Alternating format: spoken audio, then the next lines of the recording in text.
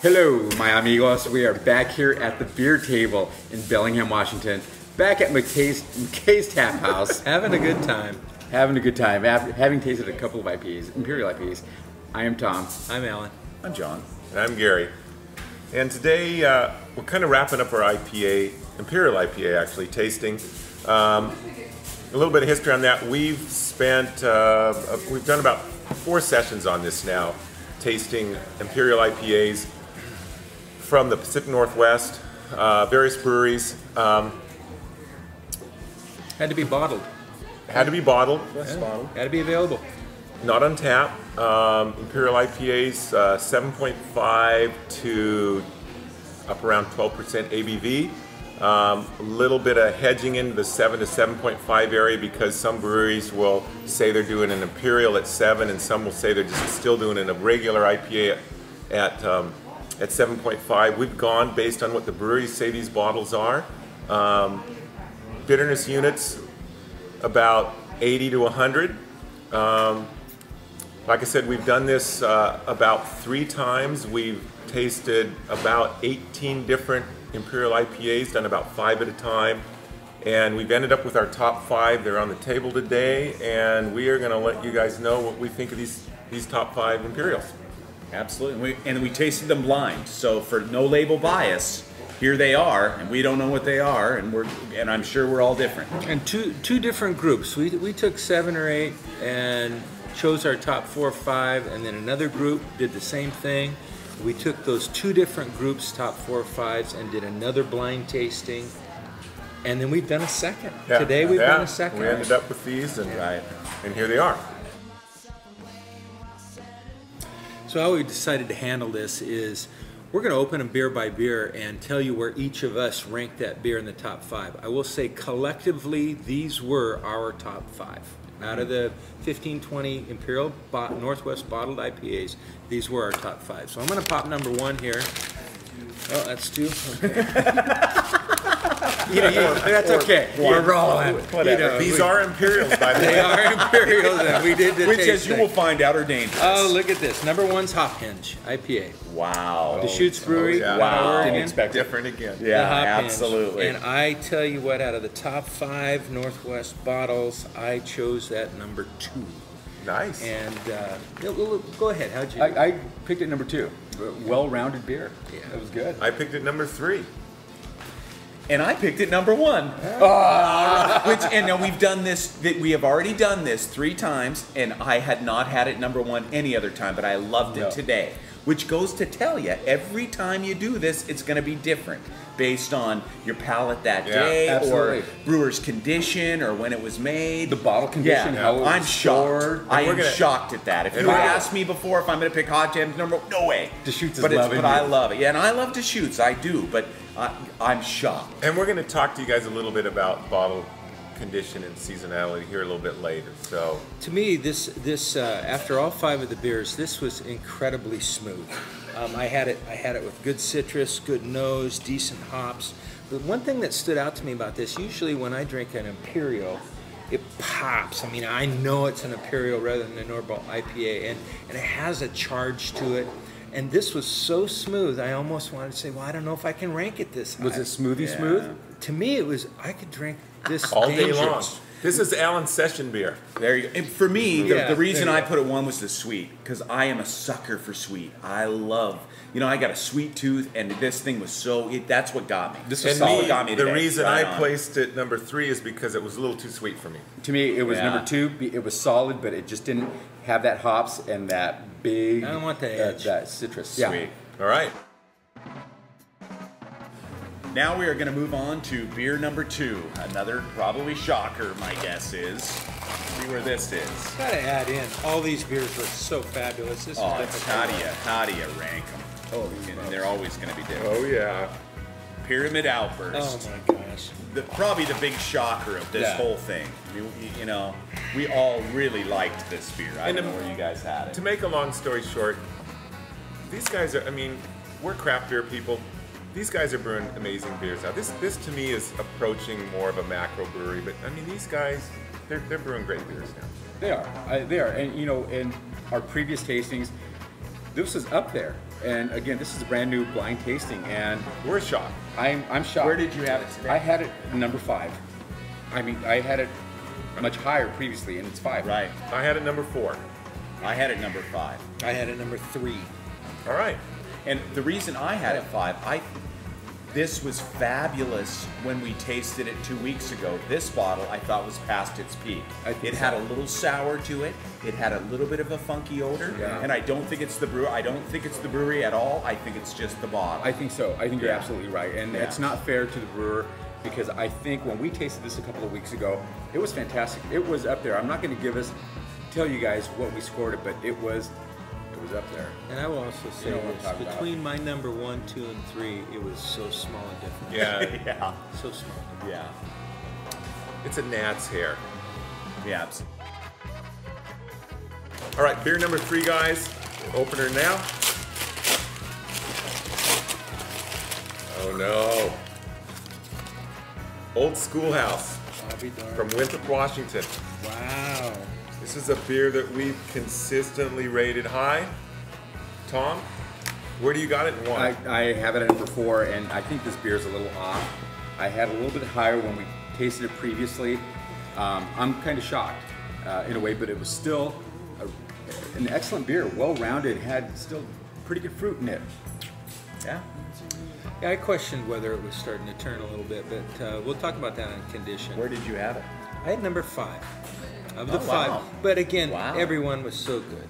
Everyone was so Yeah. good. We're just so spoiled today to Yeah. be drinking some of these 5. I had that beer at number 5, which is really a shocker for me. I mean, And I had it 4. I've been drinking this beer for the last 3 months, and it's been number 1 every time. So, Wow. Yeah, and I love this thing, and it's because it's got a great little sweet, caramely butterscotch thing I love.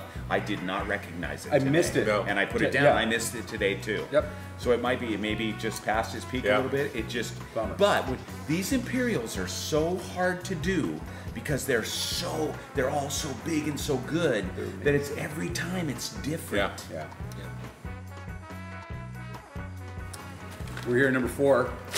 Crack it open. hey, don't just crack it open. Come on, Jeez. serve me up, baby. I'm empty. All right, There you go. You greedy. nice color.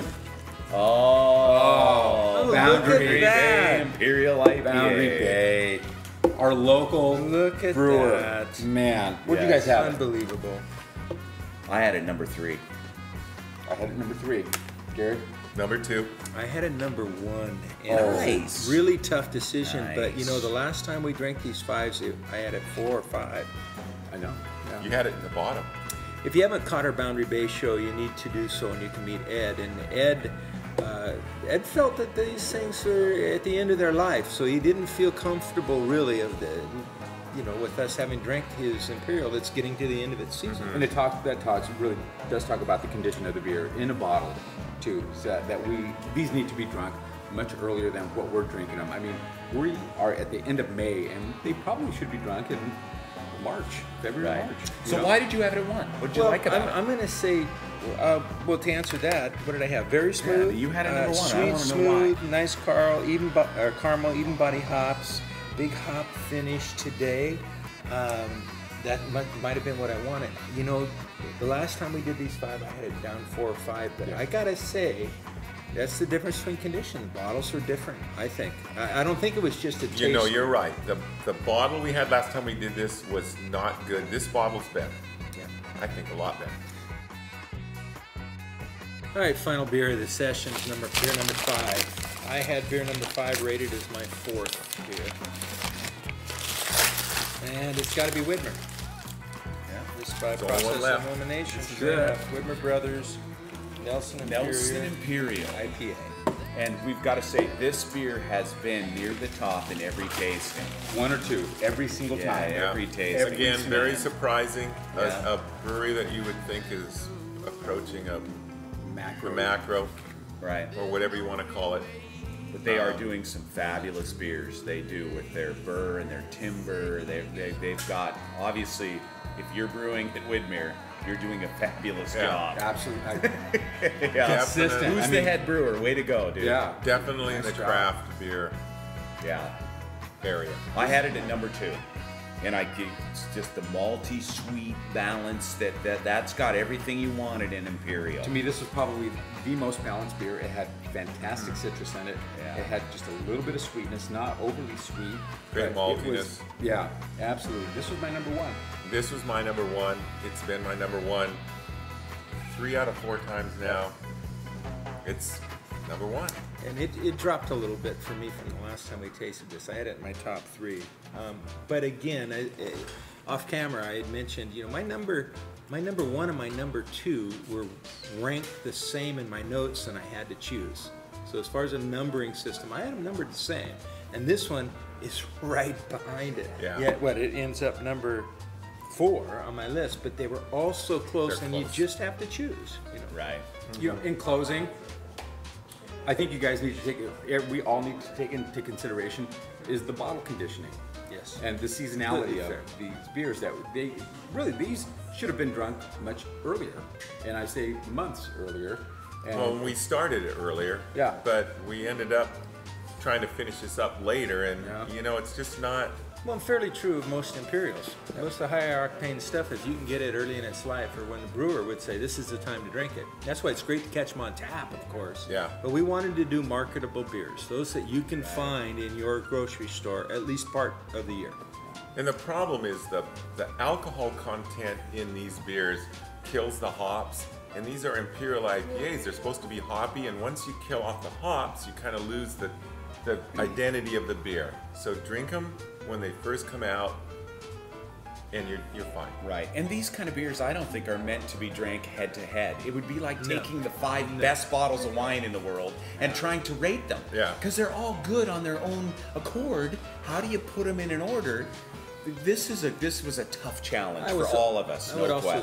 say, as a Scotch drinker, some guys like their Scotch neat, right? Some guys like it on ice. Temperature has a lot to do with these things. They're high octane. You know, some of these might taste better a little bit warm. Some of them, if they've set too long and they're too warm, they're not. You know, they taste better a little chilled. Anyway, all of that's a factor. But regardless, through all the beers we did, these were our top 5. Right. And if you live Consistently. somewhere else and you think we're wrong, go get your favorite beer, put them up against these beers. Or do the same thing and send us your top 5. We wanna know. And we'll, Yes. we would love to. loved it. We would love to challenge. compare your beer against these 5 because for us, these are the top 5 Imperial IPAs in the Pacific Northwest. Bottled. Bottle. Right. Now, From if our tap palate. would be totally different. And in our palate, right. Right. In closing, thank you so much for joining us again. We had a fantastic time. Yeah, we always this was do. tough. Always. Here at This McKay's Yeah. Tap House again in Bellingham, Washington. If you're in Bellingham, you gotta come down here. These guys have 30 beers on tap. Yeah. Great beers. Come on down. Yeah, and when Tom says it's tough, it's not that tough, because drinking beer is not that hard. No, it's not. Remember, always drink responsibly. Always, always. Or at least don't drive if you don't. And if you're drinking these kind of beers, I just encourage you at the end of your session, drink a glass of water or 2 to finish off. Yeah. By the way, somebody has to go to the bathroom. Yeah, me. And Alan. Oh, together? Yeah, we're gonna hold hands on that. Keep it to your hand.